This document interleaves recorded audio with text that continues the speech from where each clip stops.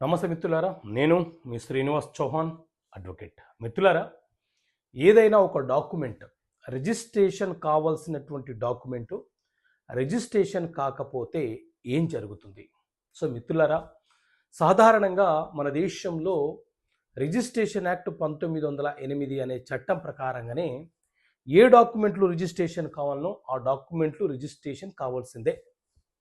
ఏ డాక్యుమెంట్లకు registration అవసరం లేదో ఆ డాక్యుమెంట్లు రిజిస్ట్రేషన్ కాకపోయినా చట్టబద్ధంగా చెల్లుబాటు అవుతాయి. ఉదాహరణకు గిఫ్ట్ డీడ్ అనుకోండి, అది ఖచ్చితంగా రిజిస్ట్రేషన్ అవుతేనే చెల్లుబాటు అవుతుంది. అదే వీలునామా అనుకోండి, రిజిస్ట్రేషన్ కాకపోయినా చెల్లుబాటు అవుతుంది. అయితే ఈ రిజిస్ట్రేషన్ యాక్ట్ 1908లోని సెక్షన్ 49 ప్రకారంగా రిజిస్ట్రేషన్ కావాల్సినటువంటి డాక్యుమెంటు రిజిస్ట్రేషన్ కాకపోతే ఆ డాక్యుమెంటు ధృవీకరించ